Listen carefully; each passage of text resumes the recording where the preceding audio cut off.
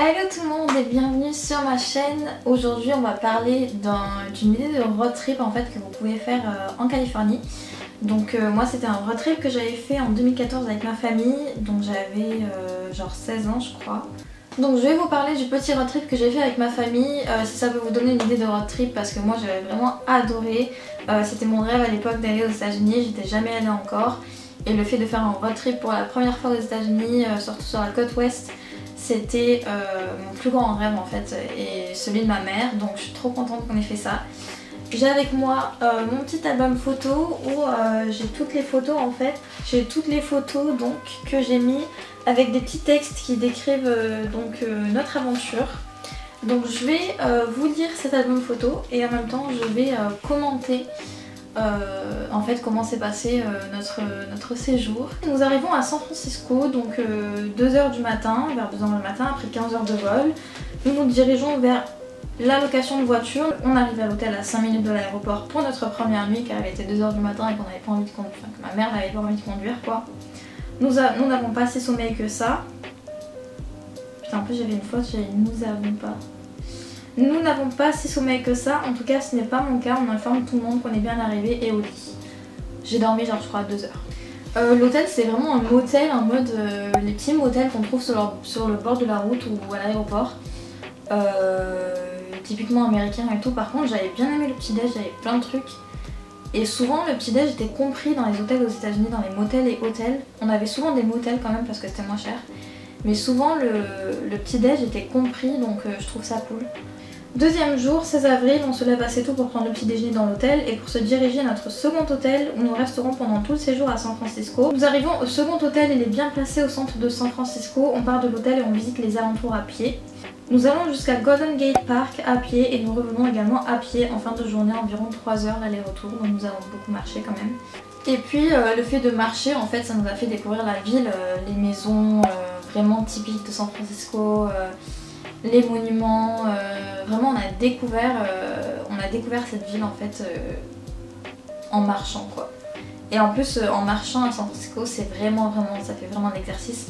On a remarqué que tous les gens à San Francisco étaient minces et je pense que c'est parce qu'ils font de l'exercice parce qu'en fait les montées sont comme ça, les descentes sont comme ça. Vraiment quand tu marches tu fais ça quoi. Donc voilà, faut tenir.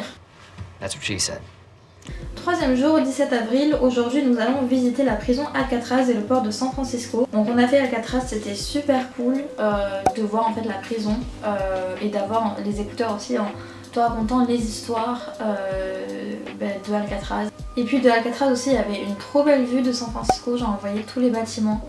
Bref c'était trop beau, j'ai trop aimé Alcatraz. Et donc ensuite on est parti sur le port. J'ai adoré le port de San Francisco, je crois que c'était mon endroit préféré de San Francisco. Il y avait le restaurant Bubba Gump de Forrest Gump, il y avait vraiment tout, tout était animé.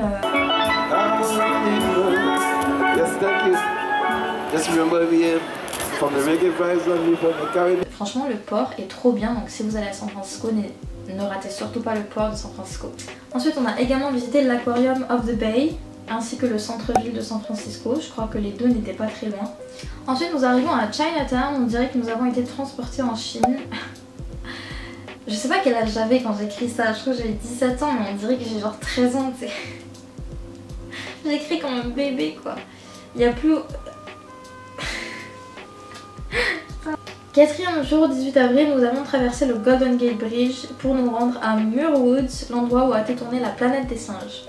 Donc le Golden Gate Bridge, évidemment à faire quand on est à San Francisco. Donc nous on l'a traversé en voiture, vous pouvez aussi traverser en vélo ou à pied. Et donc derrière ce Golden Gate, il y a le parc Muir Woods, donc où a été tournée La Planète des Singes. Et j'ai trouvé le parc vraiment cool, genre je sais pas. Moi j'ai besoin en fait de nature, j'ai besoin d'être entourée par la nature et le fait que de faire des parcs en fait et pas que des villes. D'ailleurs c'est ce qu'on va voir dans la vidéo mais on a fait plein de parcs nationaux. Mais c'est vraiment ce que j'ai préféré aux villes en fait, j'ai préféré les parcs nationaux que les villes. Ensuite nous retournons en ville après le déjeuner et nous rendons directement à la célèbre Lombard Street après avoir demandé le chemin à un passant parce que c'était introuvable. Et nous visitons le centre-ville rempli de boutiques pour la fin de la journée. Donc la Lombard Street, c'est la fameuse rue qui fait ça en fait, elle est hyper serrée. Le 19 avril, nous allons au quartier Le Castro, le célèbre quartier des gays, et nous marchons jusqu'en haut de la colline avec d'autres touristes afin d'admirer la vue de là-haut. J'ai beaucoup aimé le quartier Castro, par contre on a marché, on a tellement marché, on a fait une randonnée de... je sais pas, c'était hyper long. On est arrivé en haut, on était vraiment essoufflés et on a marché avec d'autres américains qui étaient super sympas, qui nous ont indiqué le chemin et tout. Nous allons maintenant à Alamo Square pour voir les célèbres maisons. Donc le Alamo Square, c'est un petit parc avec des maisons en fait, je sais pas pourquoi elles sont aussi connues, mais c'est des maisons connues. Et ensuite du coup on est retourné au port de nuit et c'était vraiment cool aussi, super ambiancé.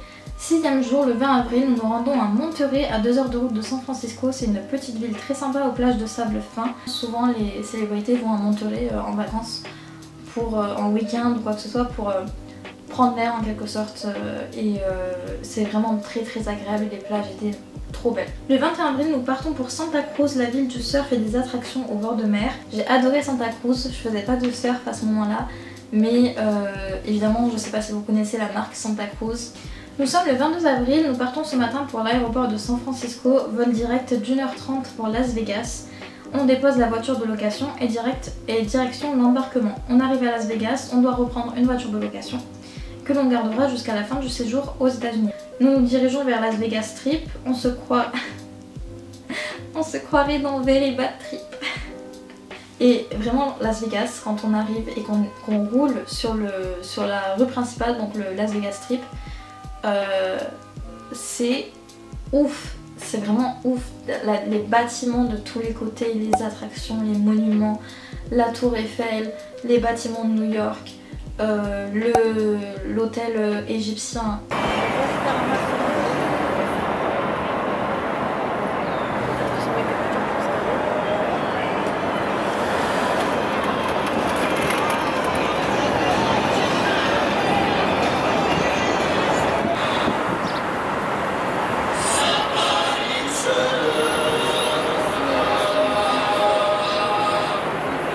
Alors j'avais 16 ans, je pouvais pas jouer au casino ou quoi que ce soit, mais on pouvait entrer quand même dans les hôtels parce que les casinos se trouvent dans les halls d'hôtels, parce que les halls d'hôtels font des kilomètres et des kilomètres, donc ça se trouve dans les halls d'hôtels, mais je pouvais pas jouer en fait, mais je pouvais quand même entrer et voir comment ça se passait. Après ça se fait en 2 jours quoi, en 2 jours on a fini, donc en week-end ça suffit pour se relaxer on va dire.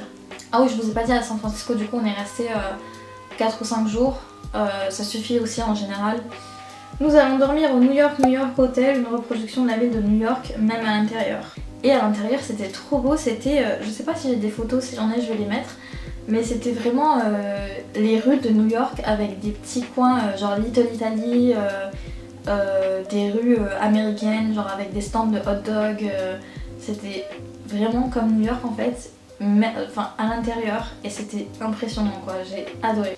Nous sommes sur le point d'assister au grand spectacle de nuit du Bellagio. Malheureusement la performance a été annulée. Donc le Bellagio c'est le fameux hôtel qui a les jets d'eau devant en fait et qui font des spectacles je crois 3 fois par jour, même plus. Et donc il faut assister à ce spectacle, enfin, c'est un must quoi.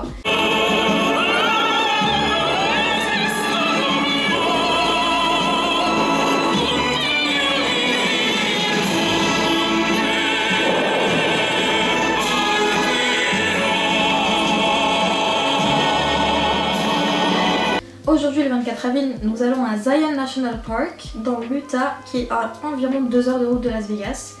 Nous faisons les 2 heures et nous voyons un panneau indiqué Death Valley, ce qui est à l'opposé en fait. On commence à s'inquiéter car Death Valley est de l'autre côté et ça ne sera pas pour aujourd'hui, ça sera pour une autre fois. Je descends de la voiture, demander mon chemin à un petit fast-food perdu en plein milieu du désert. Ce fast-food là il faisait trop peur, genre je me suis dit mais attends je vais rentrer là, je vais me faire tuer. C'était vraiment en plein milieu du désert, il n'y avait personne, enfin c'était comme dans les films en fait. La personne nous dit que Zion Park est carrément de l'autre côté, nous nous sommes trompés de chemin, c'est parti pour 4 heures de route en plus, donc les 2 heures vers Las Vegas, plus les 2 heures vers Zion. Et nous arrivons à Zion Park un peu tard en fin d'après-midi, donc nous n'avons pas pu visiter toute la journée Zion Park, ce qui est dommage car nous restons qu'une nuit en fait. Zion c'était vraiment trop beau, je suis un peu déçue de ne pas être restée plus longtemps que ça, enfin d'être arrivée trop tard pour ne pas avoir visité tout le reste. On s'est quand même levé le lendemain un peu tôt avec ma mère pour visiter en fait ce qu'on n'avait pas vu, mais dans tous les cas on devait partir un peu tôt dans la journée, genre en fin de matinée. Donc voilà, on n'a pas énormément visité Zion, mais c'est quelque chose que je referai en tout cas. Le lendemain, le 25 avril, nous visitons toute la matinée Zion Park, donc ce que j'ai dit, très beau parc avec beaucoup de randonnées. Nous partons au début d'après-midi pour Bryce Canyon National Park. Bryce Canyon, c'était tellement beau, c'est vraiment tout un horizon en fait de pierres orange en forme de pic en fait, et c'était trop beau. Je crois que c'est l'un de mes parcs préférés de ce qu'on a fait. Tous les parcs en fait étaient incroyables, mais celui-là j'ai beaucoup aimé. Donc Bryce Canyon, on reste aussi qu'une seule nuit parce que ça suffit en fait, visiter une journée ça suffit. Enfin c'est pas que ça suffit, mais c'est qu'on a tellement de trucs à visiter qu'on doit rester une nuit dans chaque parc en fait. Les villes on reste plus longtemps parce que voilà c'est des villes, mais les parcs on reste qu'une nuit. Sachant qu'il faut la voiture, hein. Pour les parcs il y a des points de repère, il y a des points de vue. Et pour accéder au point de vue, il faut prendre la voiture. Nous sommes le 26 avril, nous devons partir dans la matinée, on ouvre les volets et surprise, il neige. Alors ce qui était improbable parce qu'il faisait pas si froid que ça la veille. Mais voilà, on s'est dit c'est le temps des États-Unis en fait, dans les montagnes, dans les parcs nationaux. C'est un peu comme ça que ça se passe en fait. On se dirige vers Page, principalement pour voir le Horseshoe Bend. Le lendemain 27 avril, à 8h30 du matin, nous embarquons dans des véhicules visiter Antelope Canyon avec des Indiens comme guide. Ça aussi c'est à faire si vous êtes à Page. Donc il y a Horseshoe Bend qui est vraiment à Page. Et il y a une attraction, il y a un centre à Page pour vous faire visiter Antelope Canyon. Donc vous allez au centre et en fait eux ils vous embarquent dans des sortes de voitures ouvertes. Et ils vous emmènent à Antelope Canyon. Et donc Antelope Canyon c'est genre... l'intérieur est magnifique, on se croirait vraiment dans 127 heures. C'était trop beau. Donc après Antelope Canyon, nous sommes directement partis à Monument Valley, donc il y a 2h30 de route. Franchement, Monument Valley, c'était vraiment trop beau. On se croirait vraiment dans un truc du style western quoi. Et pareil, on est resté une nuit à Monument Valley. Je m'en souviens, l'hôtel était trop bien. Alors pas forcément la chambre, mais le petit déj. Je vais parler que des petits déj. Le petit déj était vraiment trop bien, il y avait tout. Voilà, donc on a visité une journée Monument Valley, on a dormi une nuit et le lendemain on est parti pour... Voilà, nous partons pour le Grand Canyon sur ces routes désertes, autant les unes que les autres, parce que oui, il n'y avait personne sur les routes, c'était abusé quoi, on était les seuls. Mais je sais pas, c'était trop bien, ma mère avait kiffé conduire sur des routes vides en fait, ça doit être un gros kiff avec la musique et tout, c'était vraiment trop bien. Nous arrivons au Grand Canyon après 4 heures de route. Cet endroit est magnifique, on se croirait dans un film. Alors le Grand Canyon c'était aussi un paysage incroyable, genre vraiment on se rend compte qu'on est une poussière parmi la terre, enfin parmi tout le monde en fait, on est une poussière. Et je me rappelle, j'adorais le film 127 heures et comme ça se passe dans le Grand Canyon, j'avais mis mes écouteurs et j'étais là. Et j'ai écouté les musiques de 127 heures et tout pendant que je regardais le paysage du Grand Canyon. Et je me suis dit mais oh putain, c'est incroyable, genre je suis là, je suis au Grand Canyon et c'est juste incroyable quoi. Le 30 avril nous partons pour Death Valley, 2 heures de route, des kilomètres de désert qui n'en finissent pas. On arrive à Death Valley, il fait très chaud, environ 40 degrés au mois d'avril. Et Death Valley c'est vraiment hyper important d'avoir de l'eau sur soi et de ne pas être seul parce que il y a un acteur de Harry Potter je crois. Qui a été à Death Valley et qui a marché des heures et qui n'avait plus d'eau en fait, et du coup il est mort à Death Valley. Et donc voilà, c'est hyper dangereux, surtout en été. Par contre c'était trop beau, il y avait des dunes de sable, il y avait un étang de sel, enfin un long lac, je crois que c'était un lac avant et c'est devenu du sel, enfin c'était trop beau. Ensuite nous sommes le 1er mai, nous nous dirigeons vers Los Angeles de bonne heure, mais nous passons d'abord par une ville fantôme qui s'appelle Calico Ghost Town. Donc il s'agit d'une ville des premiers colons exploitant les mines et est ouverte désormais aux touristes. Donc c'est vraiment une ville, comme son nom l'indique, c'est une ville fantôme où il n'y a personne qui vit dedans, mais il restait encore des petits bâtiments, des petites maisons on pouvait pas rentrer à l'intérieur, mais il y avait des petites boutiques où on pouvait rentrer. Une fois cette visite terminée, nous reprenons la mythique route 66 en faisant escale au célèbre Bagdad Café. Et ce café est situé en plein milieu du désert, donc à l'intérieur il y a des drapeaux de tous les pays. Nous reprenons la route direction Los Angeles, donc 3 heures de route. Nous arrivons et c'est comme un rêve qui se réalise, la ville dont j'ai tant rêvé de visiter toute mon enfance parce que je suis passionnée de cinéma. Et le seul bémol, nous arrivons vers 18 h, donc l'heure des embouteillages dans une aussi grande ville. Les embouteillages c'était horrible, en plus j'avais trop envie de faire pipi. Donc j'étais dans la voiture et j'étais là, putain. Je voulais juste sortir de la voiture et faire pipi au bord de l'autoroute. Nous déposons nos affaires à l'hôtel situé à Sunset Boulevard et nous visitons les alentours à pied Hollywood pour cette fin de journée. Sachant que Hollywood du coup c'est dingue parce que c'était la première fois que j'étais à Hollywood. Et Hollywood en 2019 c'est devenu en fait mon boulot. Je travaillais là-bas tous les jours. Et rien que le fait de revenir en fait et de me dire oh putain mais je travaille ici tous les jours genre. Alors que j'avais visité ça quand j'avais 16 ans et j'étais là waouh.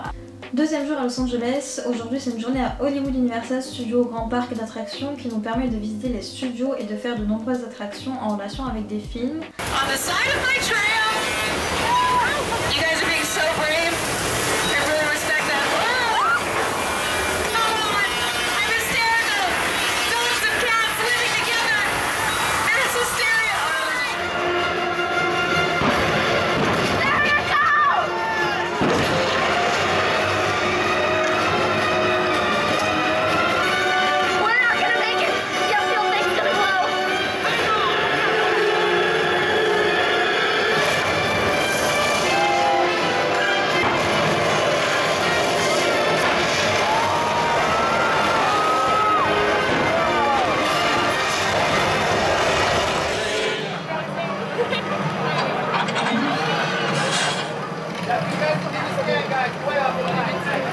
Troisième jour, le 3 mai, nous visitons les hauteurs d'Hollywood, donc Griffith Observatory offrant une superbe vue sur Los Angeles. Le Griffith Observatory, c'est à faire quand on est à Los Angeles. Nous nous rendons ensuite à Santa Monica. Nous partons également visiter Venice Beach, une autre plage située à quelques kilomètres. Donc on n'a pas pu rester trop longtemps à Venice parce que ma mère s'était mal garée ou quelque chose comme ça. Mais en tout cas, je voulais vraiment voir le skatepark. Le 5 mai, nous décidons de visiter le centre-ville de Los Angeles, donc downtown. Nous passons d'abord par Chinatown. Et nous partons ensuite visiter le Los Angeles County Museum, l'ACMA of Art, donc c'était vers là où j'habitais en 2019, j'avais mon appartement pas très loin. Et nous allons également visiter le quartier chic de Los Angeles, Beverly Hills, en passant par Rodeo Drive. D'ailleurs il y avait une voiture qui était dans GTA V. Dans GTA V cette voiture était tout le temps là et quand je l'ai vue en vrai je me suis dit mais ils ont reproduit en fait tous les détails dans la vraie vie. Donc à Los Angeles nous sommes restés je crois 5 jours ou 6, quelque chose comme ça parce qu'on a fait Universal Studios etc. Donc il y avait pas mal de choses à faire quand même. Aujourd'hui 6 mai nous partons pour San Diego à 2 heures de route, une ville près de la frontière du Mexique. Donc San Diego aussi c'était vraiment trop beau, une petite ville pleine de charme que j'ai fait plusieurs fois ensuite par la suite. Nous visitons également le Balboa Park situé à 2 pas du zoo. J'ai adoré ce parc, il était trop mignon.